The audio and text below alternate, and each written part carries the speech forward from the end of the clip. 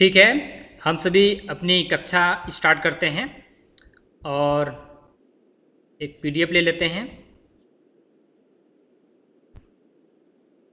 ये शेयर हो गया। सभी की स्क्रीन में कुछ चेंजिंग आया होगा। कुछ चेंजिंग दिख रहा है क्या? जी। हाँ, ये अपना ये हम लोग सेट कर लिए। अब देखिए यहाँ पर जो हम लोग का जो पहला चैप्टर है, जो फर्स्ट चैप्टर है, इस इसे हम लोग कहेंगे the living world. The living world ये होता क्या है? देखिए कि लिविंग वर्ल्ड मतलब कि नाम से स्पष्ट है कि विश्व की बात हो रही है, वर्ल्ड की बात हो रही है और इस पृथ्वी की बात हो रही है। और इस पृथ्वी में जीवन की बात हो रही है, लाइफ की बात हो रही है, जीवन की। अब इस नामांकित चित्र को देख के बहुत कुछ हम लोग को एक माइंड में कुछ आ रहा होगा कि एक पेड़ पौधा दिखाई पड़ रहा है, कई प्रकार के यहाँ पर जीव जंतु दिखाई पड़ रहे हैं, पशु पक्षी दिखाई पड़ रहे हैं। इसके अलावा कुछ सूक्ष्म जीव भी हमें यहाँ पर दिखाई पड़ रहे हैं। ये सभी जो है लिविंग वर्ल्ड का एग्जाम्पल है, मतलब कि हमारे इस पृथ्वी पर जीवन का एग्जाम्पल है। लाइव है, इसमें जीवन है। इस जीवन का ये एग्जाम्पल हो गया। लेकिन हम लोग को यहाँ पर ये जानना है कि हम लोग को इसे लाइफ या फिर जीवन को हम लोग कैसे परिभाषित कर सकते हैं। जीवन किसे कहेंगे, लाइफ क्या है, लिविंग वर्ल्ड क्या चीज़ है, इसके बारे में जानना है। तो यहाँ पर समझिए कि इसकी हम लोग एक डेफिनेशन भी डिफाइन कर सकते हैं, जैसे कि life is a unique complex organisation of molecules expressing through chemical reaction which lead to growth, development, responsiveness, adaptation and reproduction.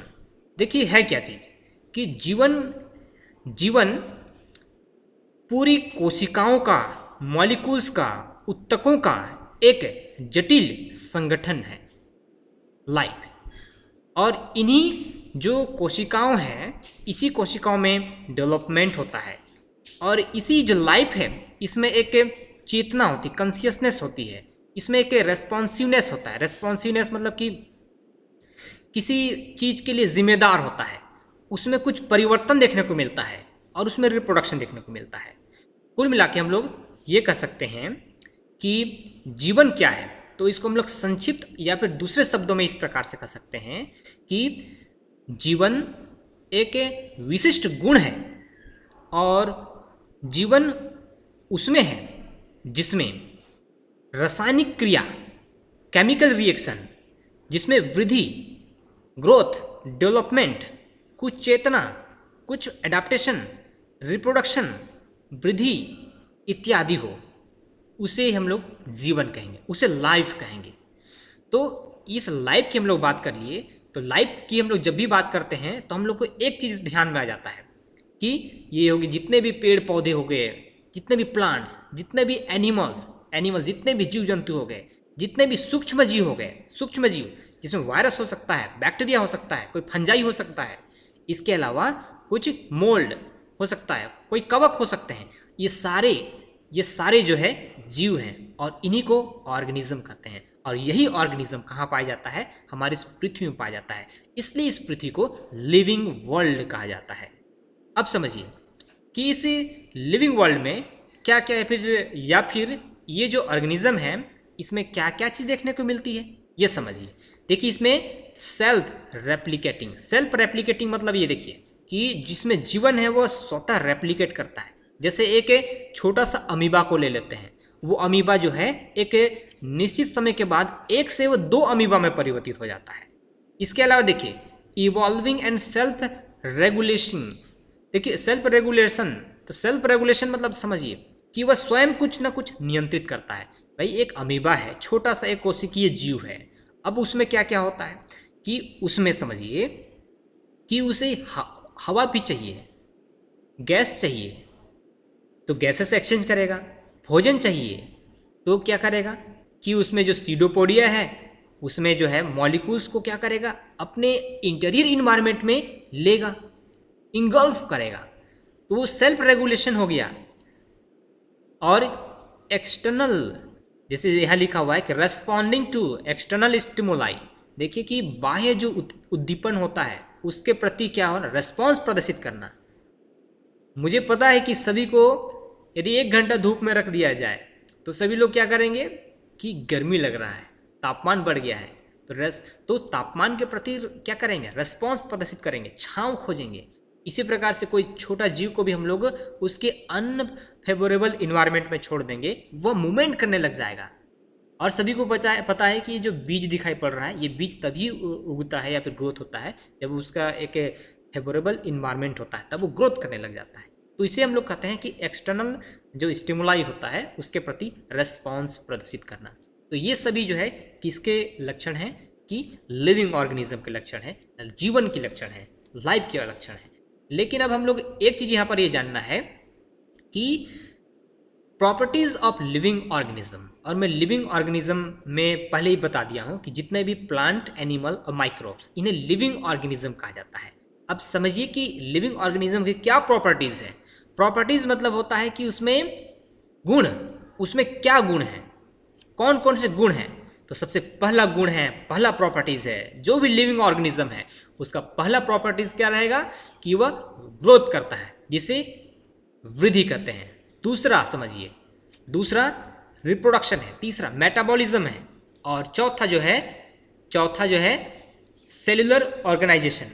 चौथा क्या है, सेल्यूलर ऑर्गेनाइजेशन, और पांचवा है कॉन्शियसनेस। देखिए ग्रोथ मतलब वृद्धि हो गया, रिप्रोडक्शन प्रजनन हो गया, मेटाबॉलिज्म जिसमें जो है उसमें मेटाबॉलिज्म की प्रक्रिया हो गया, जिसको हम लोग कहेंगे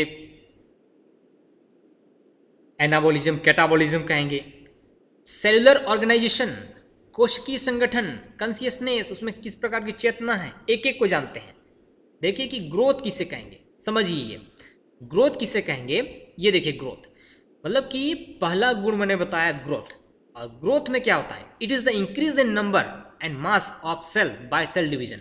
एक एग्जाम्पल दिख रहा होगा, ये एक कोशिका है, ये कोशिका का एक एग्जाम्पल हो गया। ये कोशिका सेल हो गया, ये सेल क्या करता है कि एक निश्चित समय के बाद डिवाइड करता है, एक के बाद दो हो जाता है। तो समझिए कि एक के बाद ये दो हो रहा है, ये कंप्लीटली बीच में फ्यूरो बन गया, अलग हो गया।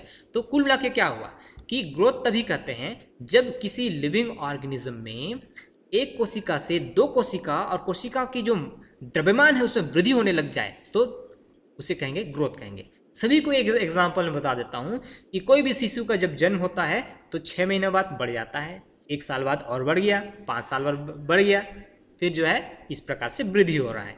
तो यह इसका गुण है, प्रॉपर्टी है।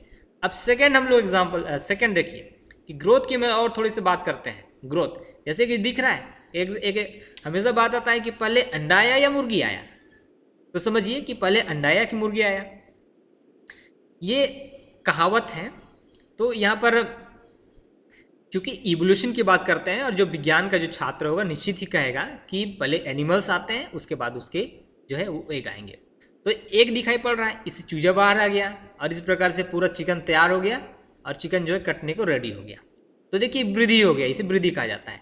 इसी प्रकार समझिए कि जितने प्लांट्स हैं, प्लांट्स में जितने प्लांट्स हैं लगातार इसमें वृद्धि देखने को मिलता है पूरा जीवन पर्यंत। इसलिए सभी लोग ये देखते हैं कि हर साल जो है मैंगो का जो प्लांट रहेगा, पौधा रहेगा, उसमें नए पत्ती आते हैं, फूल आते हैं, बढ़ते रहता है।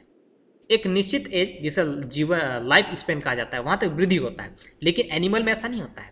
देखिए एनिमल में क्या होता है कि एक ग्रोइंग एज होता है, 20 साल, 25 साल, 30 साल यहाँ तक वृद्धि करता है, इसके बाद स्टेबल हो जाता है। उसमें जो है सेल डिवीजन होते रहता है, लेकिन सेल का लॉस भी उसी अनुपात में होते रहता है, इसलिए वो उसी साइज तक वो वृद्धि करता है। अब हम लोग एक दूसरी बात में बता दूं कि कई लोग बोलेंगे, एग्जाम्पल है कि पत्थर को भी हम लोग बढ़ते हुए देखें तो क्या वो भी लिविंग ऑर्गेनिज्म है? नहीं, ऐसी बात नहीं है। ये देखिए कि पूरा हिमाचल प्रदेश का माउंट एवरेस्ट को ले लिए हैं। इसमें भी क्या होता है, इसमें जब साइंटिस्ट लोग, जब जो जियोलॉजिस्ट होते हैं वो स्टडी करते हैं, इसके द्रव्यमान में वृद्धि होता है। मतलब कि इसकी जो आधार है, चूंकि क्या करता है, पानी जैसे जैसे इसमें से बहेगा तो इसकी जो सरफेस है, इस सरफेस को बहा के ले जाएगा, तो इसकी साइज में वृद्धि होती है। लेकिन देखिए साइज में सरफेस मटेरियल में वृद्धि करना, या फिर हम लोग ये कहें कि किसी पदार्थ में उसके मास में, साइज में इंक्रीज